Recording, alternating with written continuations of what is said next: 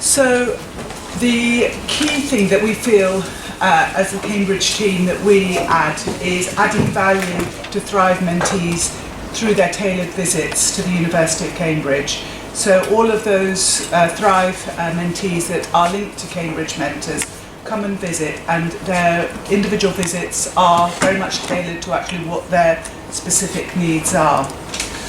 So for example, we've had so far of the 13 mentees linked to Cambridge, we've had 5 visits, and each person undertakes a needs assessment around their training needs, fills in a training log about what they plan to achieve while they're in Cambridge, and then we closely monitor it to see have those needs been met during their visit.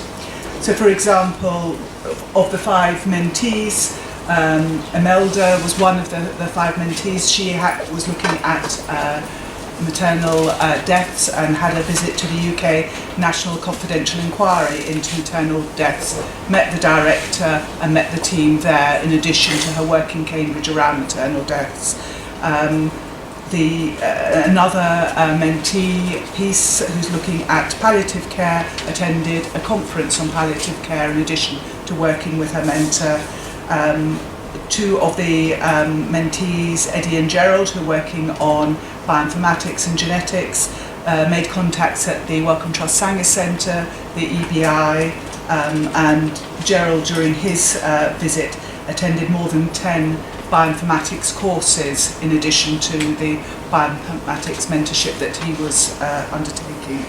So we're looking forward to the rest of the visits, and again we will personalise each visit for the extra value that Cambridge can add. Also, the mentees have learnt additional skills, often in addition to what they planned to do when they were in Cambridge.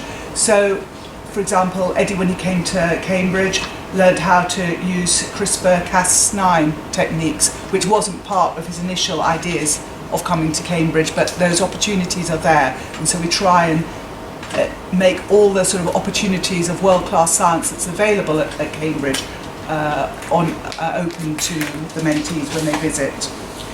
When Gerald attended all these bioinformatic training courses, it was to strengthen his PhD, but also to put him in a better position to then contribute to a new master's course at Makerere University that's starting this September in bioinformatics, and also have all the links across the Cambridge ecosystem of people at the EBI, the European Bioinformatics Institute, the Sanger Centre and the university, for all the training that's being done around bioinformatics, so that he has those linkages in with Cambridge people as that course develops, if support is required, plus access where this is possible to give him access to all the training materials that those centres use in bioinformatics. Then there are a wealth of courses that are open to PhDs and postdocs in Cambridge, and mentees, when they come to Cambridge, can access all of those courses. And as the coordinator in Cambridge, I will try and alert people to if there are courses that are relevant to their specific PhDs or postdoctoral researchers. So, for example, Peace, when she visited, undertook courses around systematic reviews, around public engagement. Imelda did a course on filmmaking to support her public engagement activities in Uganda, and the other mentees as well undertook specific courses. Then in Cambridge we have a specific fund called the Albarada Fund, which is to particularly provide seed monies for research collaborations between University of Cambridge researchers and postdoctoral researchers anywhere in Africa on any subject.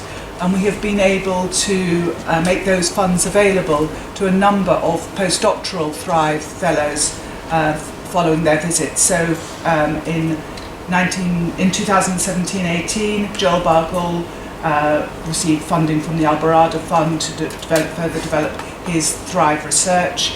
And this year, 2018-19, both Angelina and Eddie have managed to gain Albarada funding.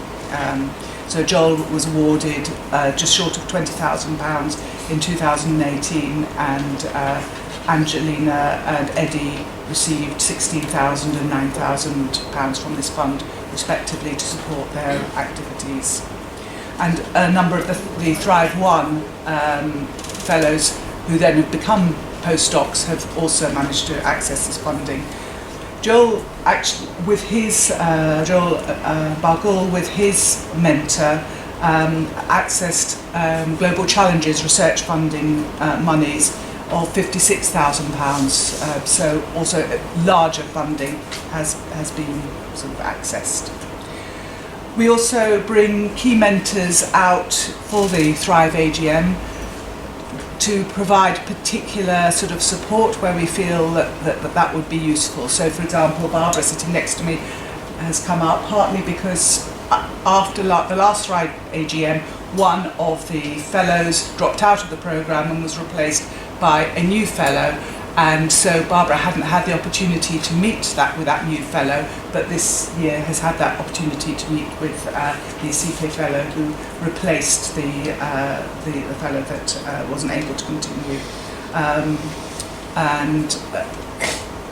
At last year's AGM, there was quite a lot of discussion with one of the other fellows' projects to do with reshaping it, and the person who came out as a mentor was able to work very closely with that mentee around that. Somebody else in the audience today, Agnes, who has a Career Development Award. She's sitting, Agnes, maybe you can wave her hand. She's coming out to Cambridge next month to work with the mentors she has in Cambridge for her Career Development Award. So we're funding her visit to Cambridge and her research in Cambridge to support that. And I know time is running out, so we'll just finish off with saying that when mentees come to Cambridge, they're housed in college accommodation to try and also develop their networks. That we feel that's a really important aspect of their time in Cambridge, is to network with people so that they're able to then put forward joint proposals and access funding to support the development of their careers. So I've probably gone over my 5 minutes and I'll stop now. Okay. Well, thank you very much, Catherine, and I guess we'll ask on ECP.